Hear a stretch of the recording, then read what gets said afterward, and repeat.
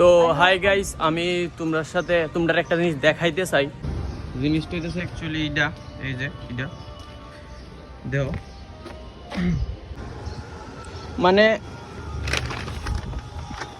মানে কিটা কইতাম, এই ঠাকুরের এই ফটোটা, ঠাকুরের একটা ক্যালেন্ডার মেবি আসিল এইটা।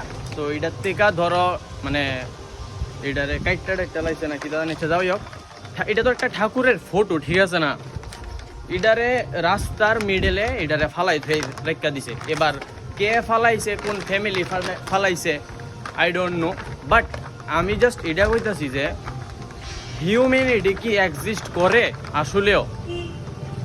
আমার তো মনে হয় না। কারণ হিউম্যানিটি যদি এক্সিস্ট করতো তাইলে একটা হিন্দু দেবতা গণেশ আর লক্ষ্মী ঠাকুরের একটা ছবি এরকমভাবে রাস্তার মধ্যে মানুষে এটা ফালায় রেখে দেয়। এটা তো আর উইরা আইছে না, এটা কেউর হাতে এটাই আইছে। এবার হোক সে মেয়ে, হোক সে ছেলে, ঠিক আছে না, বড় কেউ হইতে পারে। তো আমি জাস্ট এটা ভাবতেছি যে আবার যখন কোনো একটা বিপদে পড়ে ওই মানুষটাই আবার ঠাকুরের কাছে প্রে করে, ঠাকুর আমি যাতে এমন হয়ে যায়, ঠাকুর আমি যাতে ফাঁস করে লাই, ঠাকুর আমার জামাই যাতে এমন করে, ঠাকুর আমার বউ যাতে এত বালাও লক্ষ্মী এ হয়।